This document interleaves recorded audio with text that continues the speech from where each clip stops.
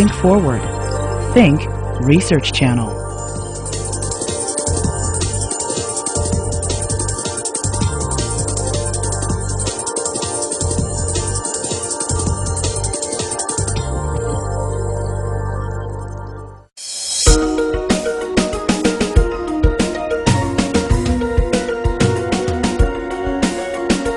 There's a structural problem with genocide, which is that it tends to happen in places that are off the beaten path. So now, in order to promote nonviolence and reduce violence, ultimately we have to address the motivation. Society needs to acknowledge that learning is a lifelong challenge. The sit-ins challenge cherished beliefs most whites held dearly. At the DNA level, we're all 99.9% the same. All of us. So individuals do matter. And I think the quality of our individual leadership matters. Who is speaking for poor people? 40 million Americans make $6 an hour. Who is speaking for them? The only thing that one has after throwing everything overboard is the love that one can give.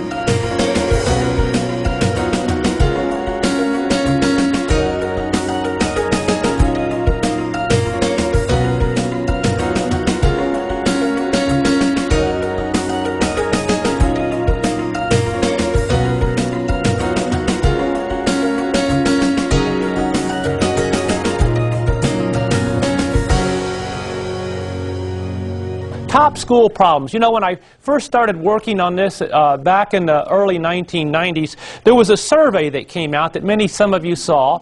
And this survey talked about the top problems in the 1940s, such dreadful problems as talking and gum chewing and making noise.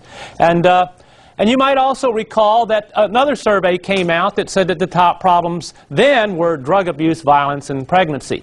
And this was a pretty frightening, compelling survey, extraordinarily discrepant results. And in fact, this survey was publicized on all the major television networks.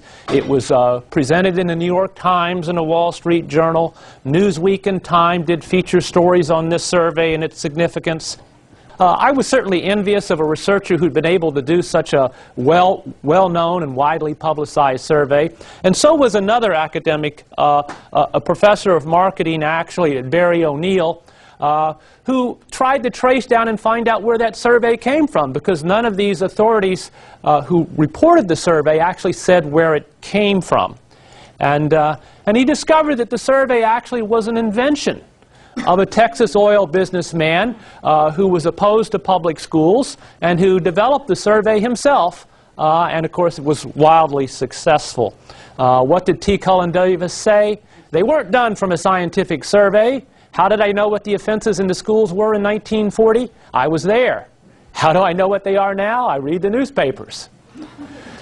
In working on the book School Violence, Fears versus Facts, I discovered that this survey this may have been the best example, but it wasn't the only one. That in fact there is a lot of data out there, a lot of misinformation, a lot of extrapolations from surveys that are erroneous. And one of the most common is to claim that there are 135,000 guns brought to school every day. And in fact, if you Google 135,000 guns, there's over 100 websites that tout this statistic. Many prestigious, respectable organizations cite this finding. I tried to figure out where it came from. They all cite different sources. I spent months calling folks, tracking people down, trying to find out where this survey came from. The Adolescent Health Survey in 1987. Now, mind you, 20 years ago, this survey was conducted on 8th grade and 10th grade students, and it had the question, while at school, how often did you carry a handgun? Okay, this is a terrific question to ask 8th graders, as you might imagine. Okay, and in fact, 0.8% said nearly every day. Okay, now I have to think, when I was an 8th grader, if they had given me a survey that said, have you brought a bazooka to school, I would have said yes, of course, all the time, you know, just to be difficult. And so it's not surprising that 0.8% of any group of 8th and 10th grade students might in fact say yes to some question like that. And then staff in an unrelated National Center on School Safety, someone there, and they won't say who because they're kind of embarrassed that it came from them, but they did sort of own up to it, talking to a reporter said, well, if 0.8% bring a gun to school every day, we can multiply that by the number of high school age students or teenage students, and we come up with 135,000. Okay? So this number is still prevalent today, even though at best it's 20 years out of date, and it's certainly going to be erroneous. We also have had the school shootings, the rampage school shootings of the 1990s that have continued to the present day intermittently, have gotten a lot of attention, and they've stimulated a lot of fear and concern. Fear that has been, I think, magnified by the tabloid approach that the news media originally took. The monsters next door, cold-blooded evil children, teen violence, wild in the streets, okay? Language and images that are extremely compelling, fears that are aroused and overwhelm the sort of factual approach that we might take or that I would advocate that we take. Because even at the time in which the general public thought that schools were getting dangerous, that young people were more violent, that we had a crime wave of super predators, one authority said, in fact, it was just the opposite. During the 1990s, juvenile violence declined markedly. So why did violent juvenile crime decline? There are a number of factors. This has been widely written about and discussed and debated. Certainly economic improvement was important, particularly economic improvement that increases employment opportunities for young adults, raises the minimum wage, and particularly economic improvement that benefits single parents. Because as it turns out, if single parents can earn more money, fewer of them will be taking a second or third job, more of them will be available to supervise their children after school. Turns out that after-school supervision is really a critical factor on youth violence. Certainly we had improvements in law enforcement, community-oriented policing, and the response to the crack market and to juvenile gangs. We're talking also about improvements in education. Educators are probably last but not least to get credit for the decline in youth violence. And they get credit, I think, for the thousands of programs that have been implemented in schools to teach people how to resolve conflicts, how to avoid drugs, gangs, and weapons. Now, recently we've had some more school shootings in the United States, and this has aroused again fear that we're seeing some type of increase. Every reporter that's contacted me starts off by asking me, aren't you concerned about the increase in school violence? And I have to say, what increase are you talking about? And they say, well, what about the shooting in Colorado? What about the shooting in Pennsylvania? I said, okay, that's 2. How is that an increase? And often such conversations don't go much further if I don't have something to say about, you know, how scary and frightening things are. But certainly this was a terrible, tragic shooting. It's very heart-rending, and it's certainly something that we would like to try to prevent. But it doesn't signal some type of massive change in the safety of children in our schools. All of this fear has created the perception that schools are dangerous places, even though all of the data says that schools are actually among the safest places for kids to be. Far more violent crimes take place in homes, in residences, than anywhere else, or on the street, or in office buildings, okay? And last, but way down the list, is violence in schools. Now, we've used this term, school violence. We talk about school violence, we talk about school shooters. We've created a new category of event, and we've created a new category of crime and criminal because of this attention to this term, school violence. And that's very unfortunate because it reifies it and it becomes a kind of self-fulfilling, self-perpetrating idea. What are the causes of death for young people? Well, young people, as you can see, are at some risk of being shot at school. And in 1999, the year of the Columbine shooting, when 3/4 of American parents in a Gallup poll thought that such a shooting could occur at their child's high school, in fact, only 17 young people were killed in schools. Far more died of the flu or pneumonia. And far more died of accidents, typically automobile accidents. So if we really want to protect our young people, we need to convince them to wear their seat belts and not to drink and drive. Okay? But that's not very sensational. That's kind of old news. But statistically, that's going to save far more lives. During the 10 worst years, we had 93 total student homicide. That is 93 times that a student came into school and killed somebody. Well, this works out to 9.3 per year, but we've got 119,000 schools. So in a given year, we have 9 of these shootings that result in fatalities, but we have 118,991 schools that don't have a shooting. So how long is it going to take? What's the probability that it's actually going to occur in your school or in the average school? Okay, we divide this out. It turns out to be about 78 millionths. Very remote probability. No one's going to bet on a horse with odds like this, right? Well, we can convert this into a rate. Okay? The average school can expect a homicide by a student every 12,000 years. So we're preparing for an event that is extraordinarily unlikely to happen. Now, this doesn't mean that I'm not concerned about school safety or school violence, but I'm not as much concerned about a student killing somebody as I am the other types of violence and disruptive behavior that we see in our schools. And as long as we think that there might be a school shooting in our school, we're going to treat children very differently. We're going to perceive them as more dangerous than they actually are. Okay? This has been the effect of Columbine, the legacy of Columbine, to think that a lot of our kids are just like those 2 boys and are going to commit a similar act of violence. Okay? And by that I mean the expansion of zero tolerance. Zero tolerance is an example of a good idea gone bad. Zero tolerance for guns, for drugs. Who can be opposed to that? Certainly a politically very popular idea. But after Columbine, zero tolerance went on steroids. Zero tolerance was expanded to cover all sorts of events that are not truly dangerous. So we outlawed toy guns and nail clippers and plastic utensils.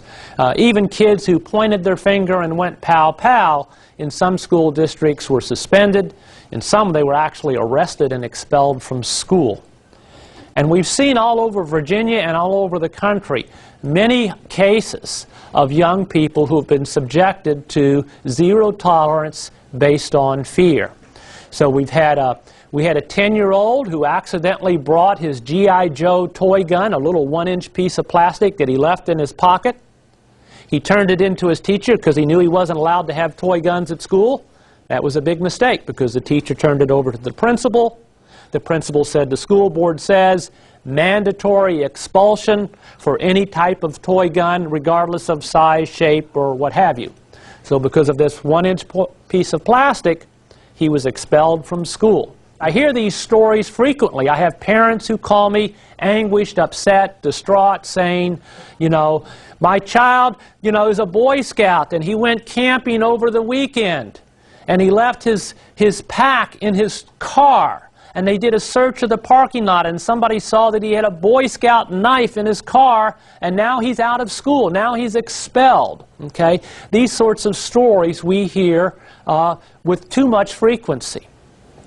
So what's wrong with zero tolerance? Zero tolerance gives schools no flexibility, no ability to consider the context or the meaning of the child's behavior. There's actually no evidence that increases safety. There's a task force at the American Psychological Association that recently released a report showing no evidence that zero tolerance makes schools safer. And in fact, I'm concerned that it has the opposite effect because it shuts down communication. It makes kids unwilling to come forward, okay, when they're concerned about a dangerous situation. So if we add up these zeros, my conclusion is that it has zero value as a school policy. I'm not the only one, of course, with this view. Many organizations, the American Bar Association, the ACLU, the Rutherford Institute, these organizations, which are at the extreme left and the extreme right, are both opposed to zero tolerance. Both of them have filed lawsuits against schools for zero tolerance. You know you've got a problem when both the left and the right are suing you for the same basic problem. Okay? Our national education organizations still or have continued to take issue with zero tolerance and have called for the modification of zero tolerance. Despite this groundswell of opinion against zero tolerance, we have the Gun-Free Schools Act that mandates a zero tolerance approach to firearms, and we have in most schools, including most schools in Virginia, an expanded zero tolerance for other types of contraband, drugs, weapons, certain behavior. Actually, I know a school where they have zero tolerance for bullying. You will be expelled from school if you are found to bully. And what I was told is actually the school administrator who told me that didn't want to say what school district it was because he was embarrassed that his school had zero tolerance for bullying. And not surprisingly, the school reports no bullying, okay? Because the teachers don't want to report a child as bullying because they know that child's going to be expelled from school. So this is the problem of zero tolerance, is it forces us or drives us to ignore problems. Now, the Secret Service conducted its own independent study of school shootings with the Federal Department of Education, and they recommended that there be teams in schools that could conduct threat assessments. Well, when the Secret Service and the FBI and the Department of Education all recommended that schools develop threat assessment approach, the school's reaction was, well, what is threat assessment? How do you do it? No one had ever implemented threat assessment procedures because we weren't really familiar with it. So what we decided to do here in the Curry School at the University of Virginia was to try it out. And in fact, we developed a set of guidelines for schools to use, very detailed step-by-step guidelines for what to do when a student is reported to have made some type of threat. And then we field tested these guidelines in 35 schools, that is our local schools, elementary, middle, high, and alternative schools. Okay? This meant we had to do a lot of training. We trained staff, teams in each of these schools in threat assessment. And in each school we had a team, an interdisciplinary team, which schools are, of course, very comfortable with, and had similar procedures headed up by an administrator with a law enforcement representative and mental health folks. Okay? We had 188 threats that were investigated by our threat assessment teams over the course of the school year. As you can see, we had threats at every grade level, K through 12. And then we asked schools to make a distinction between two basic types of threats. Transient threats, which are most threats, which are threats that are not serious, they're temporary, they're not really true threats, or they're easily resolved if they are.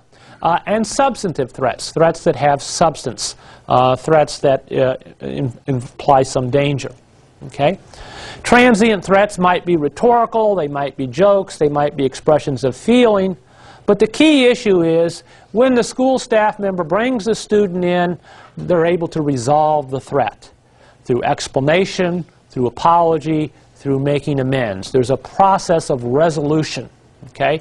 On the other hand, if you're having some trouble resolving the threat, the student isn't cooperative, or you think the student is still angry, or you think the student still might want to carry out the threat, we treat the threat as substantive, and we take protective action and go further in our decision tree. Okay? In fact, let me jump ahead and say if you're really concerned, if the student has made a threat to kill somebody or commit some other serious felonious act of violence, and you're not able to resolve it through our transient threat assessment process, then we classify it as a very serious substantive threat, and we have a 7-step procedure that we ask folks to go through. Okay? In which they conduct a safety evaluation. A safety evaluation led by or conducted by a multidisciplinary team. Okay? And this threat assessment involves two main components. One is a mental health assessment, and we have details in terms of what you want to evaluate in the child. Many of these kids are, of course, angry, depressed. Some of them have pressing mental health needs. We've had cases like this where the child is needed to be hospitalized. But we also have cases where the child doesn't need to be hospitalized, but maybe the child is a victim of bullying or is involved in some type of peer conflict that he or she isn't able to resolve, and we can come up with recommendations for resolving that issue or conflict. Okay? So it's a problem-oriented mental health assessment aimed to try to understand where did this threat come from and what can we do to resolve it. Now, in these very serious cases, we also have a parallel companion evaluation by law enforcement, by the school resource officer. There may be violations of law. There may be legal steps that need to be taken. So we have both a law and mental health approach to the very serious substantive threats. The team then pools the results of these two evaluations and comes up with an action plan for the student. Is the student going to be removed from school? If so, how long and what alternative setting? Under what conditions are we able to maybe bring the student back to school, assuming we're eventually able to resolve the threat and deal with the risk of violence? Okay? So we did this with our 188 cases. Most of them, 70% of them were transient, 30% of them were substantive, and only about 15 cases required the entire elaborate process that I briefly mentioned.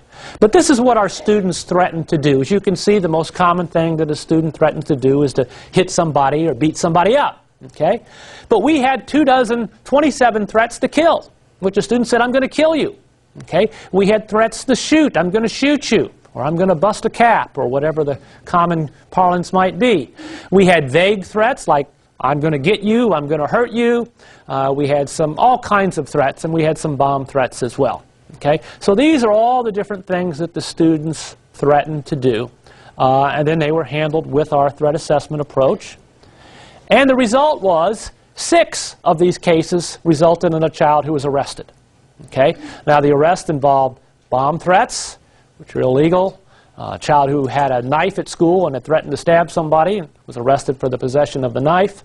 And we had 2 children who were arrested for assaulting the school resource officer, which turns out to really be the quickest way to get arrested in school is to assault the school resource officer. That will work every time.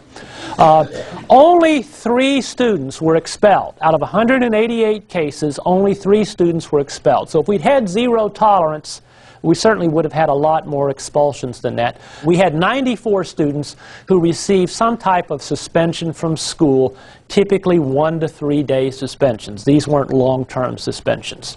Okay. We then interviewed the principals at the end of the school year. We did a follow-up. And we asked them, what about the students' behavior during the rest of the school year? What happened to them? We found that 1 in 5 got worse in their behavior and continued to be quite difficult. We found that about 40% were the same and about 40% improved in their behavior. Now, we don't suggest that threat assessment is sort of the cure for students with disciplinary problems. Some of them continued to have disciplinary problems. But we did find that threat assessment didn't really seem to hurt. And of course, the question you might be wondering is, well, did they carry out any of these threats? Now, we had 27 threats to kill. Obviously, none of those children were killed. We had threats to shoot. There weren't any shootings. In fact, we went back to the principals. We interviewed them and said, was the threat carried out? They said no. So as far as we know, none of these threats were carried out. We've done this. Memphis Public Schools actually has done a threat assessment. They just sent me their report they did a year of threat assessment. None of their threats were carried out as well. So we certainly need more than just our field study. It was 35 schools. We looked at it over the course of a year. But we need controlled studies. We need comparison groups of schools that aren't using threat assessment that we can compare side by side. But I have to tell you, we do have an ongoing study with the school division that has 20 schools that we examined last spring before they did threat assessment training, and we looked at their suspension and expulsion rates. And they now have done threat assessment training, and we're now following these 20 schools over the course of this school year to see how they're doing using threat assessment. And we also have some comparison schools in an unnamed school district who are going to have training in the future, but we're using them as a comparison group right now. So we hope that this will give us a controlled study, quasi-experimental design study. We have, however, done a lot of experience in training schools in threat assessment, and they have been reporting data, very positive data to us about their implementation of threat assessment. We've to date trained over 24 school divisions in Virginia in threat assessment. We've also trained school divisions in many other states. And we're also trying to look at this on a statewide basis. We're trying to look at school policies like zero tolerance, like having threat assessment, as a number of our school divisions do, to see if that makes a difference statewide. So recently we received a federal grant to start a high school study. Ann Gregory, Fan, and Peter Sherris and I are investigators in this study that's going to look at the high school policies and practices in Virginia and their impact on expulsions, suspensions, and incidents of violence. Okay? We're going to include in our study random samples of students and teachers from each of Virginia's 300 high schools. We've chosen 9th grade as our target group because 9th graders have more discipline problems than any other grade. And also this gives us an opportunity to look at 9th grade as they move through the years. But we're going to get a random sample from each high school of 9th graders and their teachers, because we want both teacher and student perceptions of safety in the school and of the school climate in general. We're going to have an online survey, which we're in the process of developing and piloting, that's going to look at the understanding of school discipline rules that students have, their experiences of being teased or bullied, and their overall perception of the school climate as supportive or not. Okay? And basically then we expect this will help us understand how engaged they are in school and in the learning process. Okay? What we hope to learn, and I'm summarizing a lot here, is whether zero tolerance will improve school safety. We're also going to see whether there is a sort of an optimal combination of structure and support. You know, we have the notion that if a school is very highly structured, you might reach a point in which students become resistive and become opposed to the structure. But perhaps if you have an adequate level of support, the students will be tolerant of the structure. So we think there might be sort of a middle range of structure and support that is tolerable to students and optimal for a positive school climate. We're also going to be comparing schools across populations. That is, we're going to be looking at neighborhood crime and neighborhood poverty, because certainly schools have different populations to deal with, and it may be that the level of structure and your support you need for optimal school safety is going to vary as a function of the student population. Our goal, of course, is to see can we reduce suspensions and expulsions, and along with that the incidents of violence that lead to suspensions and expulsions in our schools. Okay. Thank you very much.